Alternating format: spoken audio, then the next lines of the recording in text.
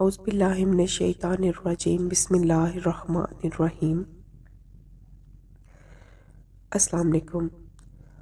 आज हम बात करेंगे जादू और सहर की निशानियों के बारे में कि ऐसी कौन सी चीज़ इंसान को फ़ील होती है जब किसी इंसान पे जादू या सहर किया जाता है, और उसका इलाज भी हम आज आपसे डिस्कस करेंगे। उससे पहले मेरे चैनल को लाइक और सब्सक्राइब ज़रूर कर दें और बेल आइकॉन को ज़रूर दबा दिया करें ताकि आपको मेरी आने वाली हर नई वीडियो का नोटिफिकेशन आ जाए। काला जादू जो है वो आज से नहीं है, ये बहुत पहले से है और पैगंबरों पर भी हुआ है। कुरान पाक में बहुत सारी जगहों पे इसका जिक्र है, कोई इनकार नहीं कर सकता। काला जादू हज़रत मोहम्मद सल्लल्लाहु अलैहि वसल्लम पर भी हुआ था। इस शख्स ने हुज़ूर पाक सल्लल्लाहु अलैहि वसल्लम के बालों पर जादू किया था और कुएं में दबा दिए थे। अल्लाह ताला ने आप सल्लल्लाहु अलैहि वसल्लम पर जादू सिर्फ़ और सिर्फ हमारी रहनुमाई के लिए होने दिया था। आप सल्लल्लाहु अलैहि वसल्लम ने सबसे पहले दुआ की थी और अपने लिए अल्लाह ताला से रहनुमाई मांगी थी, क्योंकि हुज़ूर सल्लम बहुत परेशान और गमज़दा रहने लग गए थे। जब आपने अल्लाह ताला से रहनुमाई फरमाई तो अल्लाह ताला ने आपकी रहनुमाई इस तरह की कि आपको दो सूरतों का बताया कि आपने सूरत फलक और सूरत नास अपने पे दम करनी है और इंशाअल्लाह आपका जादू ख़त्म हो जाएगा। अल्लाह के हुक्म से ऐसा ही हुआ था। अब हम बात करेंगे कि जादू और सहर जो है वो जब हम आम इंसानों पर होता है तो हमारे पे वो किस तरह असर करता है, उसकी निशानियाँ क्या हैं। नंबर 1, जिस्म में सुइयाँ चुभना। ऐसा महसूस होता है जिस्म में सुइयाँ चुभ रही हों। नंबर 2, सर दर्द रहना, सर भारी होना, जैसे सर दर्द से फट रहा हो जिसकी वजह से एक कदम ना चल पा रहे हों क्योंकि ज़्यादा तकलीफ़ होती है। और ये वो सर दर्द है जिसे दबाना भी उसका भी कोई फ़ायदा नहीं होता, सर दबाने से ज़्यादा बेचैनी होती है।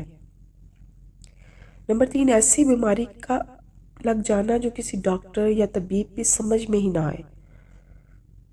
नंबर 4, ऐसी कैफियत का जिस्म में महसूस करना जैसे आप अल्फाजों में बयान नहीं कर सकते, बस महसूस कर सकते हो, जो ज़ाहिरी तौर पर दिखाई ना दें, जिसकी वजह से लोग आपको वहमी भी कह सकते हैं, क्योंकि ये कैफियत लोग नहीं सिर्फ आप महसूस करते हो।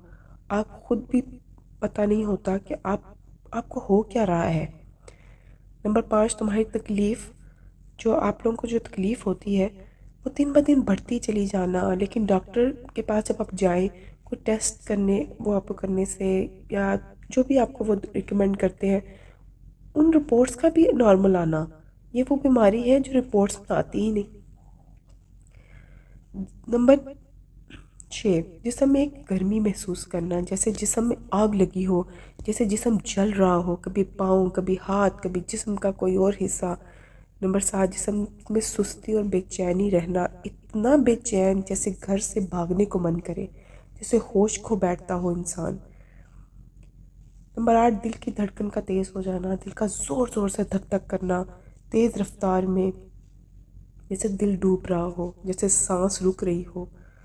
नंबर 9, किसी साया, जिन्नात, किसी मखलूक का नज़र आना और आपको सताना, इसके ज़रिए से नापाक चीज़ें भी भेजते हैं सताने के लिए। ये सारी चीज़ें काले जादू की निशानियां हैं। अल्लाह करे किसी पर काला जादू ना हो, क्योंकि ये एक नापाक काम है, नापाकी से इंसान पर किया जाता है। इसका इलाज बहुत मुश्किल है, सालों लग जाते हैं, इंसान फिर भी पूरी तरह ठीक नहीं हो पाता। काला जादू का जो इलाज है वो आमलीन के पास लोग जाते हैं जादू के तोड़ के लिए, लेकिन एक बात याद रखना, एक तरह से इनके पास जाना शिर्क है, एक तरह से नहीं है। हर आमिल इलाज नहीं कर सकता, ये बात आपने याद रखनी है। हर किसी के बस में सहर का इलाज नहीं है, बस पैसों के लिए धोखा देते हैं। اب کسی طرح جانا شرک ہے اور کسی طرح نہیں جانا شرک ہے، اس کے بارے میں ڈسکس کریں گے کہ جب آپ وہ عاملین جو کفر شرک کی بنیاد پہ علاج کریں جس سے آپ کا بھی ایمان خراب ہو جائے گا، اگر قرآن کے ذریعے کوئی جائز طور پر علاج کرے پھر شرک نہیں ہے۔ اور یاد رکھنا، سحر زیادہ تر اپنے کرتے ہیں، غیر نہیں۔ لیکن کون یہ کوئی عامل نہیں بتا سکتا، اللہ کے سوا کسی کو نہیں معلوم۔ یہ جو عامل بابا بیٹھے ہوتے ہیں اور وہ کہتے ہیں جی آپ یہ جیم سے ایک نام بنتا ہے اور جیم سے خاندان میں کوئی نہ کوئی نام ہوگا، بے سے کوئی نہ کوئی نام ہوگا، اور ہم لوگ اپنے ذہن میں ایک تصور بنا لیتے ہیں، تو یہ کفر ہے۔ کوئی بھی شخص یہ نہیں بتا سکتا کس شخص نے آپ پہ سحر یا جادو کیا ہے، کیونکہ اللہ کے سوا کسی کو علم نہیں ہے، مطلب وہ عامل دھوکے باز ہے۔ باقی کچھ عاملین کے بس میں ہے علاج کرنا، لیکن سب کے بس میں نہیں ہے۔ لیکن آپ اپنا علاج خود گھر میں بھی کر سکتے ہو اگر آپ کا ایمان اللہ پاک کا کلام یعنی قرآن پاک پر ہے تو۔ اب میں آپ کو یہاں پہ کچھ طریقے بتاؤں گی جو ہمارے نبی کریم صلی اللہ علیہ وآلہ وسلم نے ہمیں بتائے ہیں۔ حضرت عبداللہ بن حبیب رضی اللہ عنہ فرماتے ہیں کہ ہم ایک بارش والی سخت ترین رات میں رسول صلی اللہ علیہ وسلم کو تلاش کرنے نکلے تاکہ آپ صلی اللہ علیہ وسلم ہمیں نماز پڑھا دیں۔ چنانچہ آپ نے آپ صلی اللہ علیہ وسلم کو پا لیا۔ آپ صلی اللہ علیہ وسلم نے فرمایا پڑھو، تو میں نے کچھ نہ کہا۔ آپ صلی اللہ علیہ وسلم نے پھر فرمایا پڑھو، مگر میں نے کچھ نہ کہا کیونکہ معلوم نہیں تھا کہ کیا پڑھنا ہے۔ آپ صلی اللہ علیہ وسلم نے پھر فرمایا پڑھو، میں نے عرض کیا کیا پڑھوں؟ آپ صلی اللہ علیہ وسلم نے ارشاد فرمایا قل هو اللہ احد، قل اعوذ برب الفلق اور قل اعوذ برب الناس، صبح شام 3 مرتبہ پڑھ لیا کرو۔ یہ صورتیں تمہیں ہر شے سے بچا لیں گی اور محفوظ رکھیں گی۔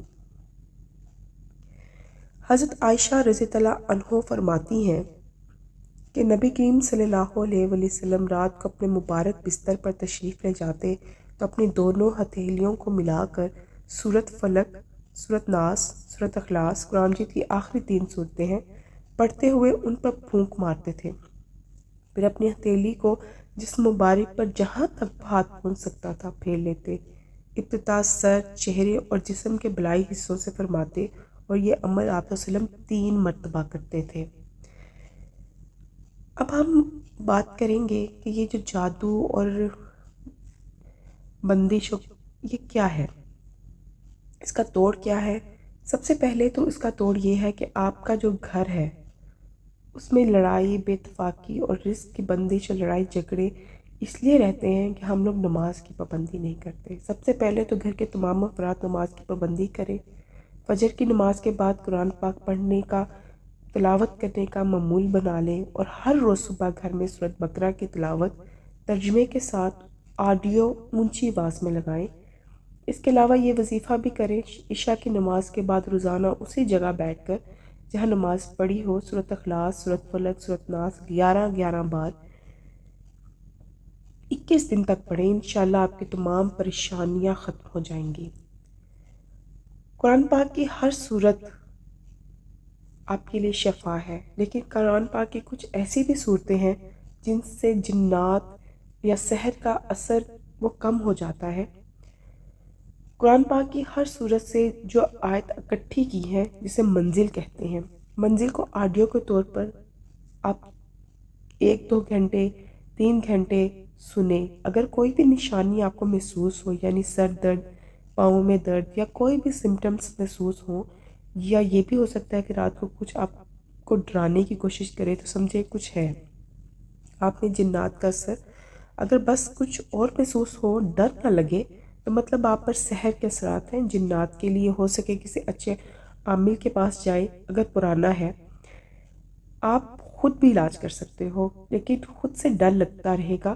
باقی سحر کا علاج آپ خود گھر میں کر سکتے ہو۔ سحر کا جو علاج ہے اس کے لیے سب سے بہترین یہ ہے کہ آپ اذان سنیں۔ 5 ٹائم پاکستان ہے، اس میں اذان ہوتی ہے، آپ اس کو سنیں، اس کا جواب دیں، نماز پڑھیں۔ پھر آپ نے منزل آڈیو کے طور پر شام سے لے کر رات تک سنا، پھر پتہ لگا کہ آپ میں وہ سمٹمز ہیں تو وہ آپ پہ سحر ہے. عاملین کے پاس کافی علاج بھی کرائے جا سکتے ہیں، لیکن آپ کو خود ہمت کرنی ہے. ان حالات میں نماز پڑھیں، قرآن پاک کی تلاوت. لیکن قرآن پاک میں جو منزل ہے آپ کو الگ کسی بھی مارکیٹ یا گوگل یا پر بھی سرچ کرنے سے مل سکتا ہے، وہ آپ لیں اور روزانہ 1 مرتبہ پڑھ کر پانی میں دم کر کے تھوڑا سا پانی کی چھینٹے اپنے چہرے پر چھڑکیں یا منہ دھو لیں. تھوڑا پانی سر پر بھی چھڑکیں، باقی پی لیں. سورۃ بقرہ روزانہ گھر میں پلے کر کے سنیں. سورۃ رحمان بھی، اور سونے سے پہلے اول آخر درود شریف پڑھیں. جو میں نے پہلے بھی عرض کی ہے کہ حضور کریم صلی اللہ علیہ وسلم کا معمول تھا، وہ پڑھتے تھے. آپ 3 مرتبہ سورۃ فاتحہ پڑھ لیں، 3 مرتبہ آیت کرسی، 3 مرتبہ سورۃ ناس، 3 مرتبہ سورۃ فلق پڑھ کے دم کر کے سو جائیں. باقی تہجد پڑھنے کی کوشش کیا کریں. اللہ اس ٹائم اپنے بندے سے بہت قریب ہوتا ہے، وہ اس کی کوئی دعا رد نہیں کرتا. آپ اس سے مانگیں، وہ آپ کو دے گا. آپ یہ کریں. آپ کو ٹائم لگے گا. ہر چیز، ایک چیز ٹوٹ گئی ہے اس کو جڑنے میں ٹائم لگتا ہے. اگر آپ بیمار ہیں تو آپ کو ریکوری کرنے میں بھی ٹائم لگتا ہے. تو اس لیے ہر کسی بھی آپ عامل کے پاس چلے جائیں، کسی بھی چیز سے کر لیں، لیکن وہ ٹائم لے گا. ہر چیز ایک ٹائم لیتی ہے. بس انسان کا ایمان ہو اپنے رب پر. علاج خود کریں. 3 سے 4 سال بھی لگ سکتے ہیں، 1 سال بھی لگ سکتا ہے، 1 ماہ بھی لگ سکتا ہے. آپ کا جتنا ایمان مضبوط ہوگا، آپ کی جتنی ول پاور ہوگی، آپ جتنا اللہ کے ذکر میں رہیں گے، آپ انشاءاللہ ٹھیک ہو جائیں گے. منزل پڑھ کر دم کریں، آرام ملتا ہے. جب بھی آپ پریشان ہو آپ منزل پڑھیں، آپ کو اس سے آرام ملے گا. اور سب سے مین پوائنٹ یہ ہے کہ کبھی بھی اپنی خوشیاں ان کو سوشل میڈیا پہ پوسٹ مت کریں. ہمارے ہاں تو بہت رواج ہو گیا ہے، کھانا کھا رہے ہیں پوسٹ لگا رہے ہیں، بچہ پیدا ہوا ہے پوسٹ لگا رہے ہیں، کوئی خوشی کی خبر مل گئی ہے پوسٹ لگا رہے ہیں. آپ نہیں جانتے وہ پوسٹ بہت سارے ایسے لوگوں کے سامنے سے بھی گزرتی ہے جو آپ کے لیے حسد رکھتے ہیں. اور حاسدین کی نظر جون سی ہوتی ہے، جو بد نظر ہوتی ہے، وہ تو اونٹ کو بھی ہنڈیا میں لے آتی ہے. ہم کیا انسان، کیا چیز ہے. اس لیے حاسدین سے، اپنی نظر بد سے آپ کی طبیعت خراب ہونے لگ جاتی ہے، آپ کی خوشیوں کو نظریں لگ جاتی ہیں، آپ کے گھر میں نچاکی آرام سب دور ہونا شروع ہو جاتا ہے. تو اپنی خوشیوں کو ان واٹس ایپ سٹیٹس سے، انسٹاگرام سٹیٹس سے دور رکھیں، کیونکہ لوگ حسد کرتے ہیں اور سحر کرنے میں تو کوئی کسر نہیں چھوڑتے. ان سے بچیں. میری ویڈیو آپ کو اچھی لگی ہو تو پلیز میرے چینل کو سبسکرائب، میری ویڈیو کو لائک ضرور کر دیجیے گا. جزاک اللہ خیر.